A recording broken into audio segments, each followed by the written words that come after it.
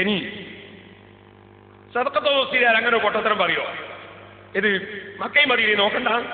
നോക്ക് നിങ്ങൾ, സദഖത്തുൽ വസീലി ഇവരെ പോലെ ജാഹില. ശറഹുൽ മുഹദ്ദബ്, മജ്മൂ, നവവി ഇമാമിന്റെ കിതാബ്. മക്കത്ത് മദീനത്തുള്ള തെളിവല്ലാതെ നമ്മളെ കിതാബിലുണ്ടല്ലോ. ഏത് കിതാബിൽ? നിങ്ങൾ ഏത് കിതാബാ കണ്ടത്?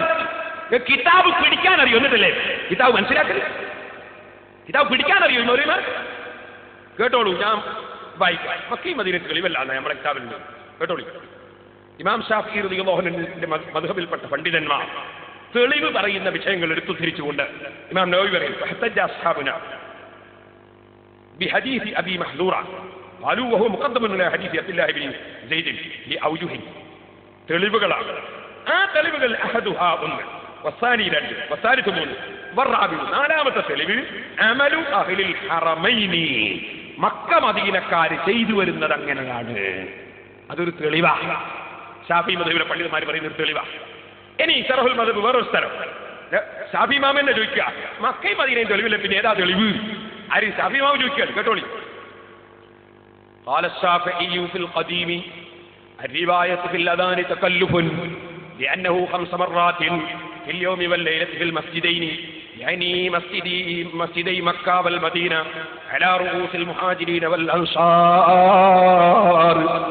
അൻസാരികളും മുഹാജിരികളുമായ സഹാബികളുടെ കാലത്ത് മക്ക മദീനയിൽ നടന്നു വരുന്നത് എങ്ങനെയാണ് എന്ന് മനസ്സിലാക്കിയിരിക്കെ പിന്നെ തർക്കത്തിന്റെ ആവശ്യം എന്താണ്? അതിങ്ങനെ പറഞ്ഞിട്ട് പറയാണ്, മക്കയിലും മദീനയിലും നടക്കുന്നത് തെറ്റാകാൻ സാധ്യതയുണ്ടെങ്കിൽ സഹാബത്തും മുൻഗാമികളൊക്കെ ചെയ്ത് തെറ്റാകാൻ സാധ്യതയുണ്ടെങ്കിൽ വേറൊരു നാട്ടുകാരൻ വന്നിട്ട് പറയാണ് മക്കയിലും മദീനയിലൊന്നും നടക്കുന്നത് തെളിവല്ല എന്ന് പറയുകയാണെങ്കിൽ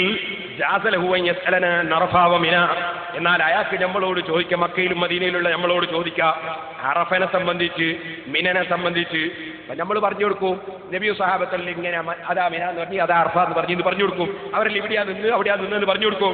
അപ്പൊ അയാൾക്ക് വേണമെങ്കിൽ പറയാം, തുമ്മ യുഹാരിഫുന, അത് നബിയും സഹാബത്തൊക്കെ ചെയ്ത മക്കയും മദീനയിലും ചെയ്തോന്ന് തെളിവല്ല, ഞാൻ നിൽക്കുന്നത് വേറൊരു സ്ഥലത്താ, ഈ മിനയിൽ നിൽക്കുന്നു, ഇതല്ല മിന, ഇതല്ല അറഫ എന്നും പറഞ്ഞൂടെ? ഇമാം ഷാഫിഈ റളിയല്ലാഹു പറയാ, മക്കയിലും മദീനയിലും ഉള്ള മുൻഗാമികളെ തെളിവിനെ ചെയ്യുന്നില്ല. ഇവനെവിടുന്ന അറഫ മനസ്സിലാകുക? ഇവനെവിടുന്ന മിന മനസ്സിലാകുക? ഇവനെങ്ങനെയാ ഹജ്ജ് ചെയ്യുക എന്ന് ഇമാം ഷാഫിഈ റളിയല്ലാഹു ചോദിക്കാൻ എന്ന് പറയാ. ഒരു ഖാലഫനാ ഫിൽ മവാഖീതി മീഖാത്തു, മുമ്പ് നടന്ന ഇവിടെ തന്നെയാണ് ഹിറ കെട്ടിയത് തീരുമാനിക്കുക. ലകാന ജീവിതത്തിലഹു മിൻ മുഖാലഫിനാ ഫി ഹാദൽ അംരി ളാഹിറിൽ മഖ്ബൂലി ബിഹി.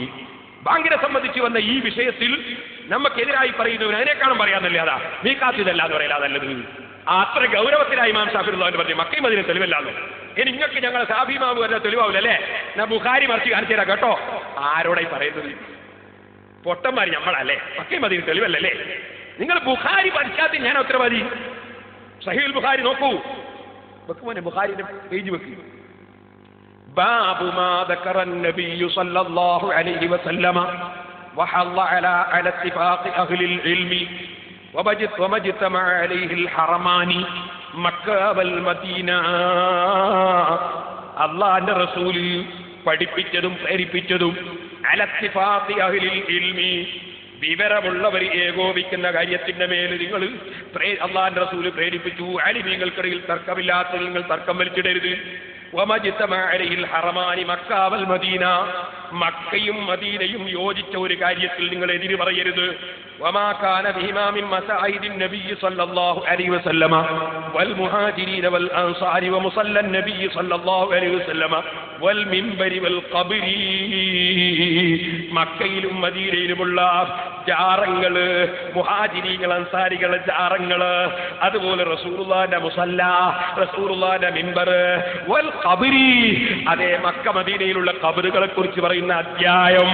മക്കയിലും മദീനയിലുമുള്ള ഖബർ തെളിവല്ലെന്നോ, മക്കയിലും മദീനയിൽ നടക്കുന്നത് തെളിവല്ലെന്നോ ബുഖാരിയുടെ അധ്യായമാണ് ഞാൻ നോക്കി വായിച്ചത്.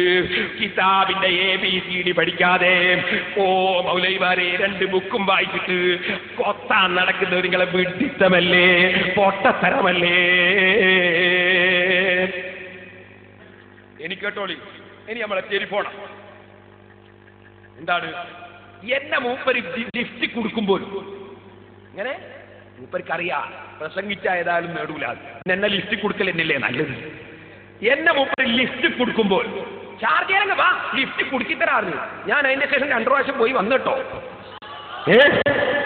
ഞാൻ 2 പ്രാവശ്യം പോയി വന്ന്, അറിയോ എന്നെ കുടിക്കാനേ. പിന്നെ പിന്നെ മൂപ്പര് പറയാ, മുസ്ലിയാരെ വെള്ളത്തിന് മുരുക്കിയിട്ടാല് പൂതിയാണേ. ഇയാളെ കുറിച്ചിട്ടാല് മൂപ്പർക്ക് പിന്നെ ദജ്ജാലായിട്ട് നടക്കാലോ. അങ്ങനെ ഇല്ലല്ലോ. ദജ്ജാലിനെ ഈസാ നബി കൊല്ലൂന്നല്ലാതെ ഈസാ നബിനെ ദജ്ജാൽ കൊല്ലുന്നുണ്ടോ? അങ്ങനെ ഇല്ലല്ലോ. അതുകൊണ്ട് ഞാൻ നിങ്ങളെ കൊല്ലുന്നു ഞാൻ പറഞ്ഞിട്ടില്ലേ?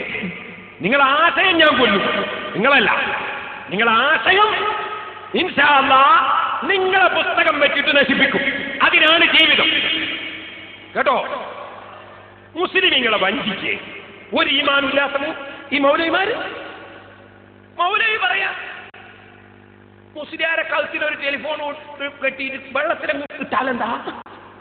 അപ്പൊ മുന്നിലിരിക്കുന്ന പാവങ്ങൾ പൊട്ടി ഇങ്ങനെ ചിരിക്കുന്നു. ഞാൻ നോക്കുമ്പോ മഞ്ചേശ്വരത്തുള്ളതുണ്ട്, പിന്നെ ഇവിടെ ഈ പൊളിക്കലുള്ളതുണ്ട്, അങ്ങ് കേരളത്തിന്റെ അങ്ങേത്തരമുള്ള എല്ലാ മൗലവിമാരും ഉണ്ട്. എല്ലാം കൂടി ഭയങ്കര നേരത്തെ തീരുമാനിച്ച ഇന്ന സമയത്ത് ചിരിക്കണോ, ഭയങ്കര ചിരി. എന്റെ ടെലിഫോൺ ഇങ്ങനെ കൈ പിടിച്ചിട്ട് എന്നെ ഒന്ന് പരിഹസിച്ചിട്ട് ഒരു പാട്ടൊക്കെ പാടി കാണാ, ഞാൻ കാണിച്ചു തരാം. ഒരു പാട്ടൊക്കെ പാടിയിട്ട് ശ്വാസം എല്ലാവരും കൂടി ഒറ്റ ചിരി. ഇയാൾ കയ്യടിക്കല്ലേ പറയുന്ന തീർത്തും വിഡിത്തോ. എന്റെ മൂപ്പര് പറയാ, വിഡിത്തത്തിന് കയ്യും കാലും മുറിച്ചാ പേരോട്. അതെല്ലാം കേട്ടി ഇവരിങ്ങനെ ചിരിക്കന്നെ. സംഭവം ഞാൻ പറയട്ടെ എന്തായിരുന്നു. ഈ മൗലവി ഇവിടുന്ന് പ്രസംഗിച്ച്, അതിലുണ്ട് വലിയ തട്ടിപ്പവും പറയാം. ഈ മൗലവി ഇവിടുന്ന് പ്രസംഗിച്ച് 24 മണിക്കൂറും വിളിക്കണമെങ്കിൽ അവധിയായിരിക്കണം, എല്ലാത്തവരും 24 മണിക്കൂറും വർക്ക് ചെയ്യില്ല എന്ന ആശയം പ്രസംഗിച്ചു. ഞാൻ അദ്ദേഹത്തെ ഖണ്ഡിച്ചു. ഞാൻ ചോദിച്ചു, കുറെ തെളിവുകൾ ഇങ്ങനെ പറഞ്ഞു. കൂട്ടത്തിന് ഞാൻ ചോദിച്ചു, 24 മണിക്കൂറും ഒരാളെ വിളിക്കാൻ പറ്റൂന്ന് പറഞ്ഞാൽ പഠിച്ചോനാവോ? അങ്ങനെയാണെങ്കിൽ, അങ്ങനെ പഠിച്ചോനാവുന്നാ പറഞ്ഞെങ്കിൽ ഈ ആധുനിക യുഗത്തിലല്ലേ ഈ മൗലവിമാർ ജീവിക്കുന്നത്? നമ്മളെ ഒരു സെൽഫോൺ, ഒരു മൊബൈൽ ഫോൺ, ഞാൻ അന്ന് പറഞ്ഞ രൂപത്തിൽ തന്നെ പറയാം, ഒരു മൊബൈൽ ഫോൺ. ഈ ഫോണിൽ നമ്മൾ കസ്റ്റമർ കെയറിലേക്ക് വിളിക്കുന്നു. കസ്റ്റമർ കെയർ ഞാൻ ആദ്യം പറഞ്ഞില്ല, ഞാൻ പറഞ്ഞത് ഷാർജയിലായിക്കോട്ടെ 131 അടിക്കുക. 131 അടിച്ച എവിടെയാ പോവുക? കസ്റ്റമർ കെയറിലേക്കാ പോവുക.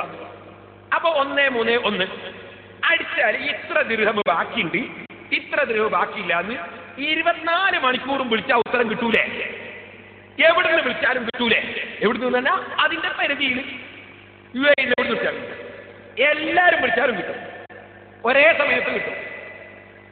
121 ആണ്. അത് ഞാൻ അന്ന് തന്നെ പറഞ്ഞു. 23 എന്ന് പറഞ്ഞത് തെറ്റുണ്ടാവും, ചിലപ്പോൾ അതിന് മസാല പ്രശ്നമാക്കണ്ട. അത് ഞാൻ അന്നേ പറഞ്ഞിരുന്നത്. അപ്പോ 121 എനിക്ക് അന്നേ സംശയം. അങ്ങനെ 121 വിളിച്ചാൽ കിട്ടും. ഈ ഇനിയിപ്പോൾ അതായത് വരുന്ന യോഗത്തിലുണ്ടാവും, അതുകൊണ്ട് അയാൾ പറയാൻ കാരണം. അപ്പോ ഈ 100 അയാൾക്ക് നന്ദി, 121 വിളിച്ചാൽ കിട്ടും. അപ്പൊ 24 മണിക്കൂർ കിട്ടൂലേ? കിട്ടും. ഇത് ഞാൻ പറഞ്ഞത് ഇതിനെ സംബന്ധിച്ചാണോ? ഇതിലാണോ 131 വിളിക്കുന്നത്? ഇതിനെയാ? അതിന്റെ കേന്ദ്രത്തിലല്ലേ വിളിക്കുന്നത്? ഇതിനെയാണോ?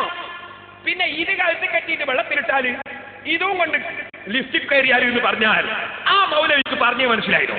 അയാൾക്ക് ഫോണിനെ കുറിച്ച് എന്തെങ്കിലും അറിയോ? എന്നിട്ട് നിങ്ങൾ മനസ്സിലാക്കണം, ഈ പറഞ്ഞത് ഞാൻ അവസാനം ഒന്നും കൂടി പറഞ്ഞു. ഇതിന് തൊള്ളയില്ലല്ലോ, അവിടുന്ന് സംസാരിക്കുന്നതിന് തൊള്ളുണ്ടാവും ഇല്ല. എന്നാൽ ഇതവിടെ എത്തിക്കൊടുക്കുന്ന ഇസാധനത്തിന് തൊള്ളുണ്ടോ? അതുമില്ല. എന്നാൽ ഇതിനെക്കുറിച്ച് തന്നെ ഞാൻ പറയട്ടെ, ഇസാധനം തന്നെ നമുക്ക് മറുപടി തരൂലേ? ഇത് നിങ്ങൾ അടിച്ചു നോക്കിയാൽ മറുപടി തരൂലേ? നെറ്റ്വർക്ക് ഇല്ല, മറുപടി. അതുപോലെ തന്നെ ഇതാ കാർഡ് കയറ്റണം, മറുപടി. ഇത് എന്നെ മറുപടി അറിയുന്നില്ലേ? ഇത് എന്നെയും പറയുന്നുണ്ട്. നേരെ മറിച്ച് നമ്മൾ വിളിച്ചാൽ ഏത് സമയം 24 മണിക്കൂർ അവിടെ എടുക്കുന്നുണ്ട്. അപ്പൊ മൗലവിക്ക് കുറെ സംശയങ്ങളുടെ എല്ലാ സംശയവും ഞാൻ തീർത്തരാം. കിതാബിന്റെ സംശയം മാത്രമല്ല, ഫോണിന്റെ സംശയവും തീർത്തരാ. ഞാൻ എല്ലാ സംശയവും തീർത്തരാ. നിങ്ങളിങ്ങനെ ആയിപ്പോയല്ലോ എന്നാണ് ഞാൻ വിചാരിച്ചത്. ഇങ്ങനെ ആയിപ്പോയല്ലോ ഒരു വിഭാഗം എനിക്ക് മനസ്സിലാവും. എന്നിട്ട് മൂപ്പര് വിട്ടിയല്ലേ ഇയാള്, വിട്ടിയല്ലേ ഇയാള് എന്ന് ചോദിക്കാണ്. എന്റെ മൂപ്പർ ഒരു ആയത്ത് പോകുന്നു, ഫോണ് കേൾക്കുള്ള ആയത്ത്, ഫോണിൽ കേൾക്കുള്ള ആയത്തും എന്നൊരു ആയത്തും. ബാക്കിയുള്ള പോലെ വേറെ കൈവിട്ടിരിക്കുന്നത് വിട്ടിട്ടല്ലേ പറഞ്ഞത് ഞാൻ ഓരോന്നോരോന്ന് ആദ്യം അങ്ങ് പറഞ്ഞുതരാം. ഒന്ന്, ഇയാളിൽ പറയുമ്പോൾ തന്നെ പറഞ്ഞു ഞാൻ പറഞ്ഞ വാചകമല്ല. ഞാൻ പറഞ്ഞ വാചകം എന്താണെന്നറിയോ? 24 മണിക്കൂറും ഒരാളെ വിളിക്കാമെന്ന് വന്നാൽ പടച്ചവനാവോ മൗലവി എന്നാ ചോദിച്ചു. അതിന് അയാൾ ആ വാചകം ഒഴിവാക്കിയിട്ട് അയാളെ മകൻ വേറൊരു വാചകം കൊടുത്തു. എന്താ വാചകം കൊടുത്തറിയോ? എവിടുന്ന് വിളിച്ചാലും ഉത്തരം ചെയ്യാനും പറ്റിയ സാധനം അള്ള മാത്രമേ ഉള്ളൂ എന്നാ പേരോട് ചോദിക്കുന്നത് എന്ന്. ഞാൻ അങ്ങനെ ഒരു വാചകയെ പറഞ്ഞില്ല. ഇങ്ങനെ എവിടുന്ന് വിളിച്ചാലും ഉത്തരം ചെയ്യുന്ന സാധനം അള്ള മാത്രമേ ഉള്ളൂ എന്നാ പേരോട് ചോദിക്കുന്നത് അയാൾ പറഞ്ഞത്. അങ്ങനെ എന്റെ കേസറ്റ് കേൾപ്പിച്ചു തരുമോ? കേൾപ്പിച്ചു തരുമോ? കേൾപ്പിച്ചു തരുമോ? കേൾപ്പിച്ചു തരുമോ? എന്ത് പരിഹസിച്ച് ചീർച്ചിട്ട് വിട്ടിയാന്ന് പറയേ ഉളുപ്പില്ലേ എന്ന് നിങ്ങൾ പറഞ്ഞ ഞാൻ കുറച്ച് കഴിയുമ്പോ എന്റെ സാധനം കട്ടാ എനിക്ക് കട്ടു തന്നൂടെ? എന്തിന് കട്ടു? എന്തിനെന്റെ പേരില്ലാത്ത വെച്ച് കെട്ടി? കേൾക്കണം നിങ്ങൾ. ആദ്യത്തെ പ്രസംഗം വെക്കും എന്റേത്, ഇയാൾ പറഞ്ഞ വാചകം വെക്കും. തെറ്റല്ലേ പറഞ്ഞത്? എന്താ ഇങ്ങനെ കേർദാബായി പോയത്? എന്നിട്ട് ഇയാൾ എടുക്കുന്ന പണിയറിയോ? ഇയാള് എന്താ സാധനം? താടിയെല്ലാം കണ്ടാൽ ബ്രഷാക്കാൻ പറ്റും താടി. എന്നിട്ട് സാധനം ഞാൻ കേൾപ്പിച്ചുതരാം. എന്റെ മൂപ്പര് പറയാ, വല്ലേ നീലത്തിന്നും എന്നെ വീളിപ്പോർക്ക് വൈകൂടാ ഉത്തീരം നൽകും ഞാൻ എന്നോവർ പേരോട് പറഞ്ഞു. ഞാൻ ചോദിക്കട്ടെ, ഞാൻ അങ്ങനെ ഒരു ബൈറ്റ് ചെയ്യല് ശരിയാ? വല്ല നിലത്തൊന്നും വിളിച്ചാ ഉത്തരം ചെയ്യുന്നുള്ളതിന് മൂപ്പരെ ചോദ്യം പ്ലെയിനിന്ന് ഉത്തരം കിട്ടുമോ? പ്ലെയിന് നിലത്താ മൗലവി? പ്ലെയിന് നിലത്താ ഉള്ളതെങ്കിൽ കേൾക്കുകയും ചെയ്യൂ. പ്ലെയിന് നിലത്തൂടിയാ പറക്കല്? ഇയാൾ ഏതാ സാധനം? പിന്നെ ഇയാളെ ചോദ്യോ ലിഫ്റ്റിന്ന് കേൾക്കുമോ? ലിഫ്റ്റിന്ന് കേൾക്കൂലേ? ലിഫ്റ്റിന്റെ പാതി തുറന്നു നോക്കണമെന്നേ ഉള്ളൂ. ലിഫ്റ്റിന് കേൾക്കൂ. ഇയാളൊരാ ലിഫ്റ്റിന് കേൾക്കില്ല അറിഞ്ഞത്? എന്നാൽ ലിഫ്റ്റിൽ കുടുങ്ങിപ്പോയവൻ എന്താ ചെയ്യാ? ഫോൺ എടുത്ത് വിളിക്കൂ. ലിഫ്റ്റിൽ കുടുങ്ങിയവൻ അതിൻ്റെ ഉള്ളിൽ ഉണ്ടാവും ഒരു ഫോണ്, അതെടുത്ത് വിളിക്കലാ ഞാനിവിടെ കുടുങ്ങി. ഈ മൗലവിക്ക് എന്തെങ്കിലും അറിയോ?